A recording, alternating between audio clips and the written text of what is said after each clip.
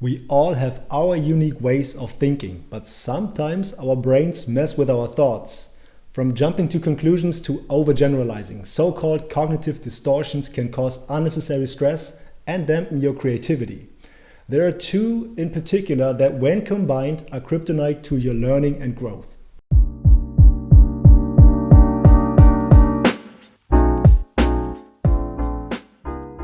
Hey there, welcome to the FlowLab channel. My name is Jonas and I'm co-founder at FlowLab. On this channel we discuss everything around mental fitness, psychology and flow states. So make sure to like, subscribe and hit the bell to get notified when we upload new videos.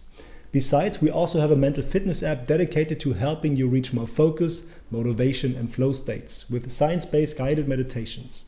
There's a 7-day free trial, and if you like it, don't miss your chance to get 50% off the yearly subscription. The discount code is in the description below. Let's say you're at work and you're trying to come up with a brilliant idea for a pitch you want to present to a client. You're feeling confident, you're feeling creative, and you're ready to take on the world.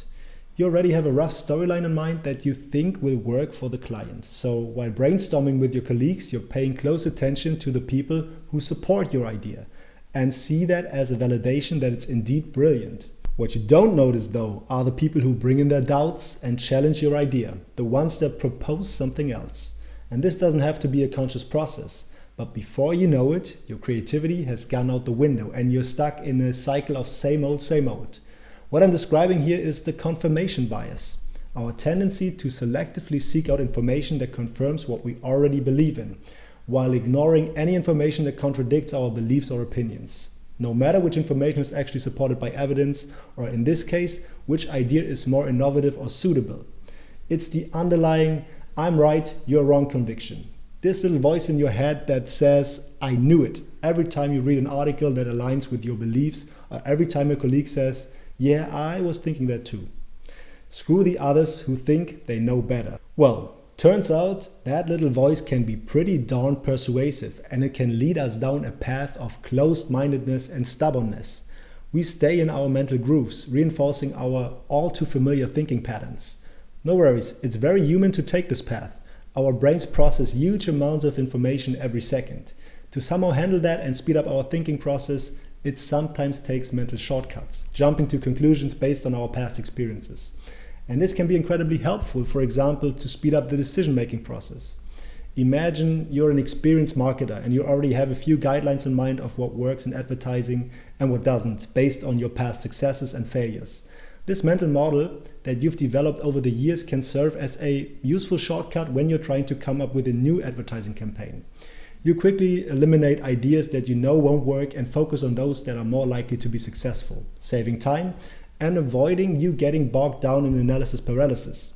However, as described in our example earlier, they can lead to biases and blind spots too. We may overlook new information or alternative perspectives that could be valuable, especially if you try to become creative. In our video on 5.5 tips on becoming more creative, we explained that creativity is the boundary between what we already know and what we haven't thought about yet. We connect the dots and combine our existing knowledge with new information, new perspectives, new ideas. By only focusing on what we believe to be true though, we first don't challenge or update our existing knowledge, and second, shut ourselves off from collecting new information and viewpoints that might lead us to the innovative aha moments. And this becomes even worse when we fall prey to another cognitive distortion, the Dunning-Kruger effect. Perhaps you know the imposter syndrome, where experts and highly skilled people doubt their abilities and fear being exposed as a fraud. The Dunning-Kruger effect is pretty much the opposite. People who lack skills or are rather new to a field are overconfident and overestimate their competence. Named after the researchers David Dunning and Justin Kruger, who wrote the paper with the apt title, Unskilled and Unaware of It, this phenomenon can make your life and the lives of others unnecessarily complicated. Let's pretend there's a new colleague in your team who's kind of new to the field of software engineering. But they feel pretty confident because they're a fast learner and therefore believe to know everything there is to know about software development. And while they got that new job, when it comes to actually developing the software, it turns out their code is quite messy and requires extensive rework from the rest of the team. They underestimated the complexity of the task and overestimated their skills. All of this without being aware of it. Now, you can imagine how the Dunning-Kruger effect and the confirmation bias in combination can create a vicious cycle when it comes to creativity. When you believe to be an expert in something, even though you only have a basic understanding of it, and then only read articles, listen to people, or seek out information that confirms your existing beliefs, you're blocking your own growth and creativity. You become more and more confident in your supposed expertise when in fact dismissing innovative ideas that would increase your understanding and creativity. But fear not, my friend, for we have a 3-step plan to help you avoid this vicious cycle and become the open-minded human being you were meant to be.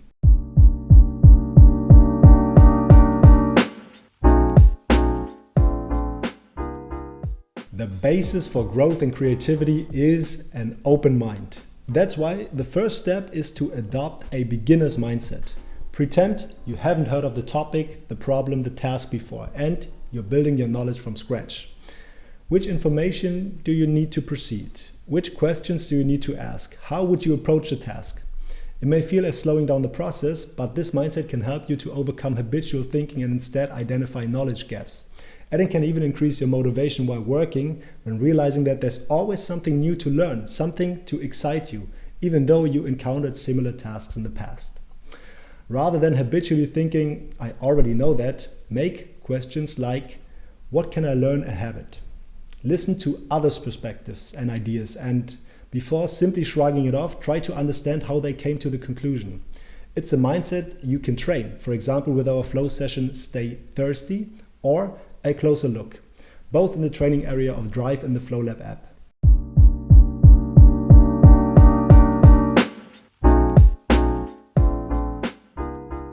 Next, take some time to reflect on what you usually base your opinions and decisions on. Which sources do you consult? Do you try to collect information from different viewpoints, or do you only seek information from one standpoint? Which convictions do you hold on to that guide your decisions, and how did they develop?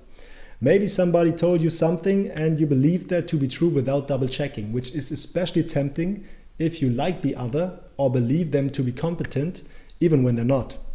Also ask yourself whether things could have changed by now or whether the context could be different now.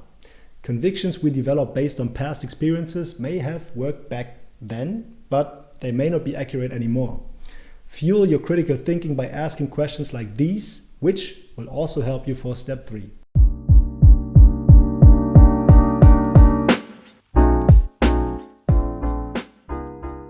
Once you've laid the foundation for growth and creativity by adopting the right mindset and questioning where you draw your knowledge from, you can evaluate the actual process of working on your task. To do so, become your own devil's advocate and challenge your ideas.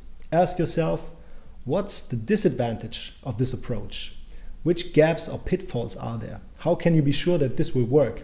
And how would someone argue who has an opposite opinion? It's not about belittling your idea, but about making it bulletproof, about looking at the topic from different angles and broadening your perspective. So whenever you realize you feel stuck in your growth and creative process, listen in and ask yourself whether you may have fallen prey to the confirmation bias, the Dunning-Kruger effect, or perhaps both. And then critically evaluate your mindset and approach to escape this vicious cycle. Again, if you want more specific tips on how to become more creative, check out our other video that I linked in the info box for you. If you like this video, make sure to give it a thumbs up and subscribe to our channel. This helps us produce more videos like this in the future. Go get it and have a great day. I'll see you next time.